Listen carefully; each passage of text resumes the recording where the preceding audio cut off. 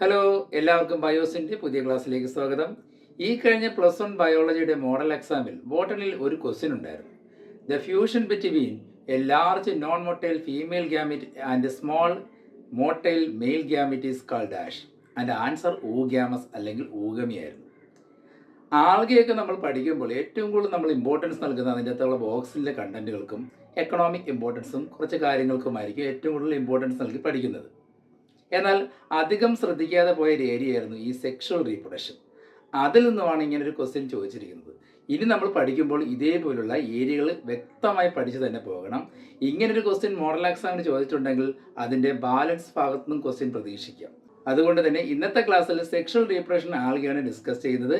Class കാണുക, മനസ്സിലാക്കുക. പോകാം വീഡിയോയിലേക്ക്.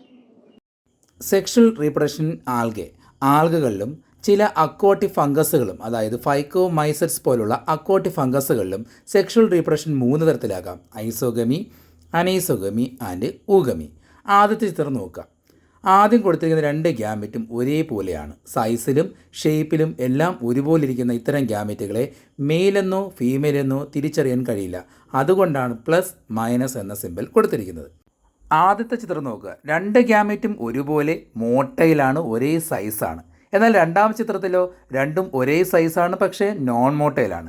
ഇത്തരം ഒരേ സൈസിലുള്ള, അത് മോട്ടൈലോ അല്ലെങ്കിൽ നോൺ മോട്ടൈലോ, 2 ഗ്യാമീറ്റും മോട്ടൈലോ അല്ലെങ്കിൽ 2 ഗ്യാമീറ്റും നോൺ മോട്ടൈലോ ആകുന്ന ഇത്തരം ഗ്യാമീറ്റുകളെ ഐസോഗ്യാമീറ്റ്സ് എന്നും അവയുടെ ഫ്യൂഷനെ ഐസോഗമി എന്നും ഈ റീപ്രൊഡക്ഷനെ ഐസോഗ്യാമസ് റീപ്രൊഡക്ഷൻ എന്നും പറയാം.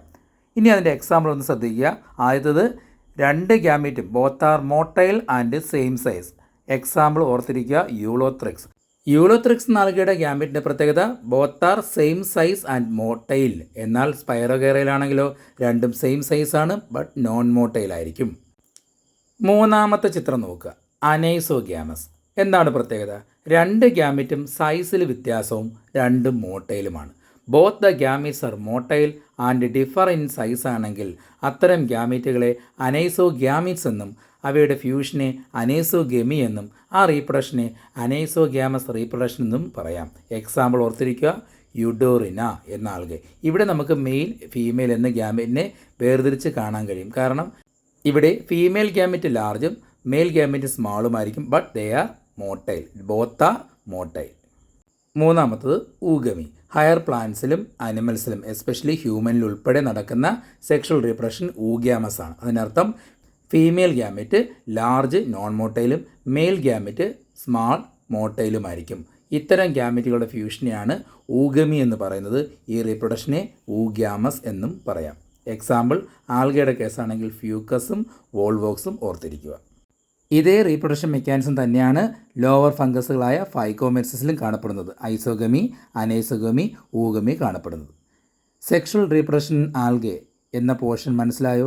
ക്ലാസ് ഇഷ്ടമായെങ്കിൽ ലൈക്ക് ചെയ്യുക, സബ്സ്ക്രൈബ് ചെയ്യുക. അടുത്ത ക്ലാസ്സിൽ മറ്റൊരു ടോപ്പിക്കുമായിട്ട് വീണ്ടും കാണാം. എല്ലാവർക്കും നല്ലൊരു ദിവസം നേരുന്നു.